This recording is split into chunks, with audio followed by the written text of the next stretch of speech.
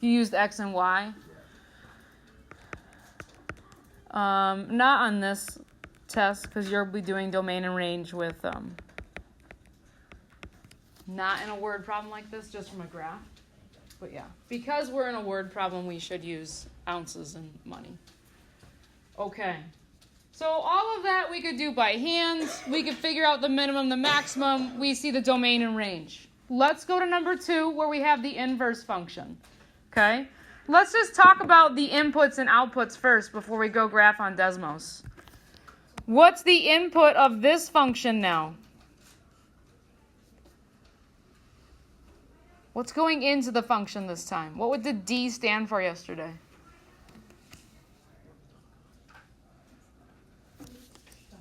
Dollars. The cost, the money spent, okay? And this time, that's going to flip. Now money would be on the x-axis. What would the output be of this function? Ounces, yeah, Z. So just like how we flipped it in our x and y equation, our x and y on a graph is also going to flip. And then it says identify the domain and range. Okay, and we need to go back to number 1. To find the domain and range of the function, so far we have flipped x and y to solve algebraically. I'm showing you on the graph that these have flipped. What do you think I should do to find the domain and range of this? I'm just going to flip these things. I'm going to flip these things. So let's just go and flip these things. I'm literally going to erase. And now this is my range. And this is my domain. The inputs and outputs are just flipping. So let's write that down. You got that, Sam? The domain and range just flip, just like how we did it in the equation. So now the domain is the cost. It's going to be $5 to $14.60. The range is going to be 0 to 24. So make a note. Since x and y flip, domain and range will also flip. Okay, and we're going to use Desmos to make this graph. We'll go check it out on Desmos. We're going to graph this equation.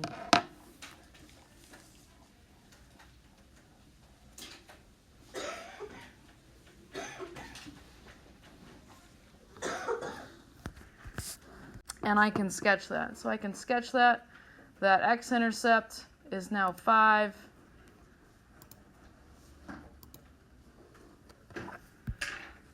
So now we're down here at 5, and it's going up. So before, our y-intercept on the original was 0, 5. Now that's changed. Our x-intercept is 5, 0. How do you notice the graphs of the two functions? What do you notice with the graphs of two functions? They're both linear. They're both linear. How are they related? The y-intercept became the x-intercept. Became the x-intercept. Because x and y's are flipping. What questions do we have about graphs? We do have some vocabulary that I wanna go over. We're not gonna do this whole check for understanding because I really just want to focus on the graphs. Domain and range flip, x and y flip. Were you still writing that? Okay, sorry. Typed it out. The graph of a function f and the graph of its inverse, f to the negative 1, are reflections. They're reflections over y equals x. Does that sound familiar? No? Oh. We just did that today in geometry in Unit 6 when we reflected the triangle JKL over y equals x. If you were in my class, we did the patty paper and we traced it and then we flipped it. Remember that? No? Cool. Cool beans. Domain and range are switched. We did that in the lesson. We looked at that. They switch. And then we've got this vocabulary term. A function is invertible if its inverse is also a function. We're going to look at an example of that.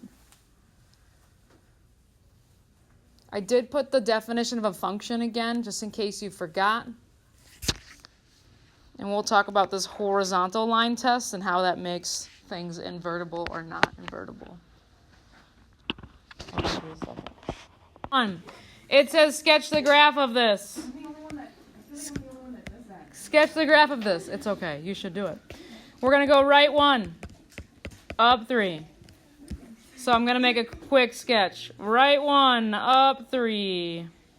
There's my vertex. Here are my 2 points.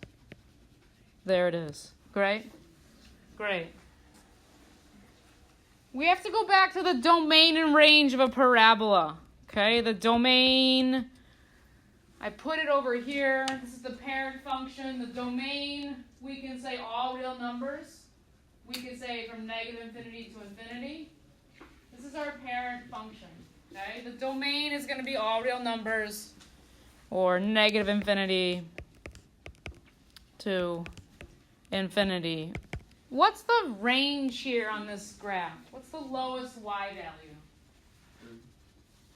3. So it's going to be y is greater than 3. This one's 0 on my toolkit over here because on our parent graph, the lowest y value is 0. But here, our lowest y value is 3. Are we okay with that?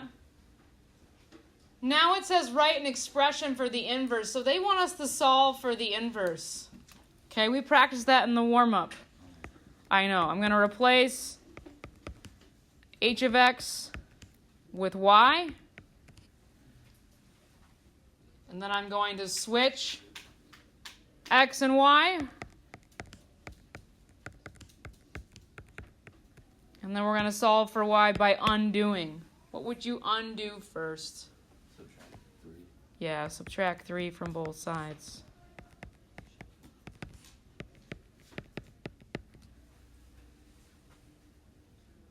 I'm still solving by undoing. How do I undo a square? We're going to square root it. When I square root a number, what usually happens? Like a number, like the square root of 81. Bigger. The square root of 81?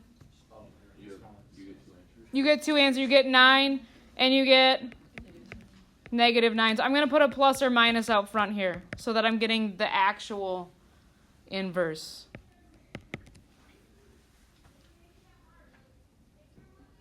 What's the next step? Add 1. Add 1. Okay, so here's my inverse.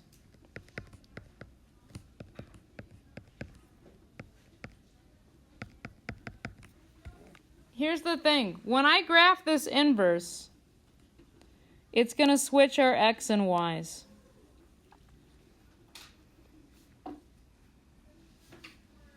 So this is where my new vertex would be.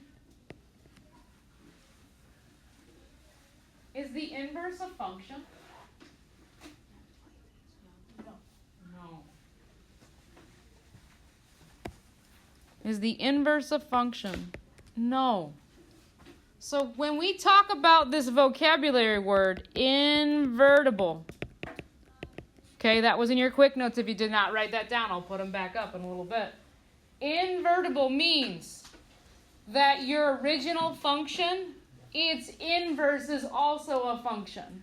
Is this original function h of x, is it invertible? This is a function, but is this a function? So is it overall invertible? No. Okay? You're going to see that question on your review.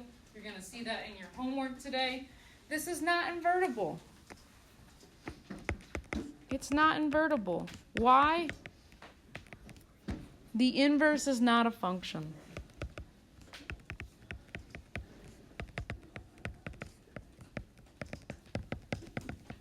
Okay?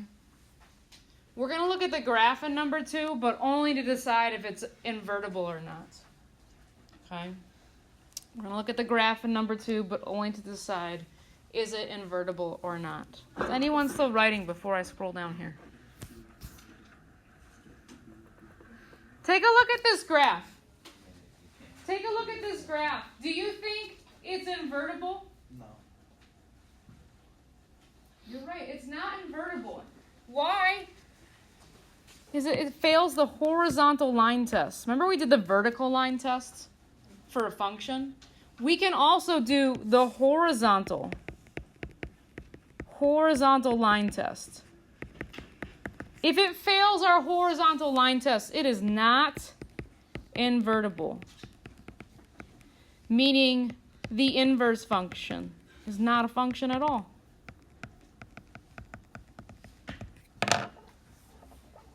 Okay. Questions. This is the first question in your homework. Okay, you're going to be given a graph, and you have to decide, is it invertible or not? You can use the horizontal line test. Okay?